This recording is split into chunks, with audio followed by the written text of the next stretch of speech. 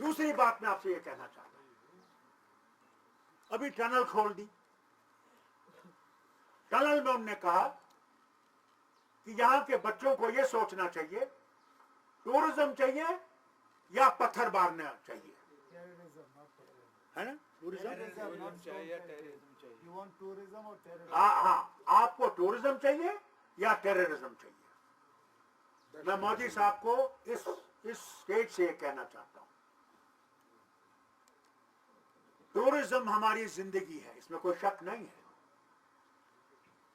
मगर वो जो पत्थर फेंकने वाला है उसको टूरिज्म से कोई मतलब नहीं है, ये समझ जाइए, उसको टूरिज्म से मतलब नहीं है, वो भूखे मरेगा मगर वो वतन के लिए वो पत्थर मार रहा है, ये समझने की जरूरत है,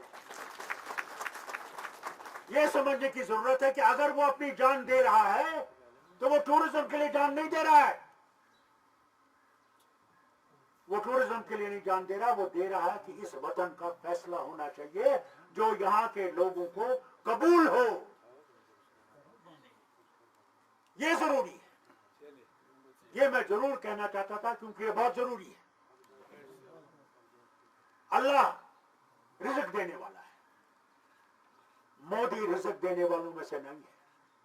ये बात याद रखिएगा, वो है रज़ाक, जिस दिन वो किसी का रिज़्क़ बंद कर देगा, अगर मोदी सारे हिंदुस्तान का रिज़्क़ लाएगा वो उतार नहीं सकेगा। मैंने एक डॉक्टर की तरह से देखा है, मैंने उन मरीजों को देखा है जिनके ऊपर कितना भी आप रिज़्क़ देना चाहो उसको मंजूर नहीं है, नहीं चलता। इसलिए याद रखना, रज़ाक वो है, उसको किस शक्ल में आप देखते हो, कैसा है, वो है। और हिंदू, मुसलमान, सिख, ईसाई, सबका रज़ाक वो है, वो किस नजर से इसको देखते हैं, हम किस नजर से देखते हैं। उनको अपना दीन मुबारक, हमें अपना दीन मुबारक। हमने कभी भी उनके दीन पे उंगली नहीं उठाई, न हमने कभी उनके दीन के खिलाफ कोई भी कदम उठाया हो,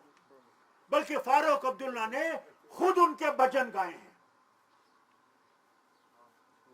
मैं उससे पीछे नहीं रहा।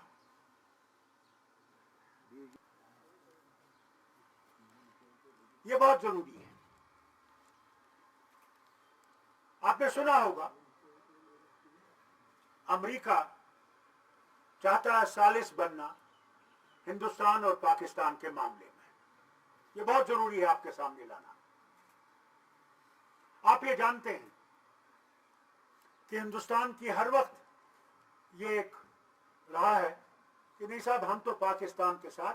बातचीत करके ही इसका हल निकालेंगे, हमें सालिस नहीं चाहिए, हमें तीसरी वो जो है तीसरी जमात की जरूरत नहीं है। हम भी इसके साथ थे, मैं नहीं कहूंगा कि हम नहीं थे, हम भी कहते थे अच्छा आप ही हिंदुस्तान पाकिस्तान बात कर ले और इस मामले को सुलझाएं, मगर बहुत साल हो गए, पानी बहुत बह गया, मगर कोई भी ऐसी आगे नहीं बढ़ी जिससे कि हिंदुस्तान और पाकिस्तान के मामले हल हो सके। इसलिए मैं आज इस स्टेज से एक बात कहना चाहता हूं, नेशनल कॉन्फ्रेंस ये जानती है कि हिंदुस्तान अगर इसमें कोशिश नहीं करता और इसको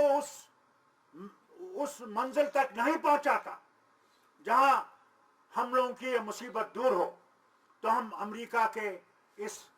जो ये सालिस बनना चाहता है, हम समझते हैं बहुत अच्छी बात है, उनको इसमें पहल करनी चाहिए और इस मामले को सुलझाने की कोशिश करनी चाहिए, इससे पहले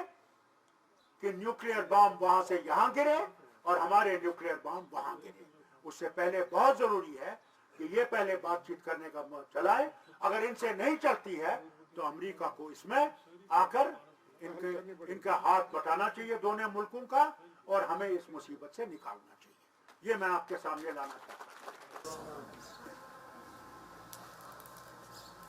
کت ون بہ اخ وون مے سیاسی شخصیت پروردگار کریم ونکس تھومت شما قائد ثانی جناب ڈاکٹر فاروق عبداللہ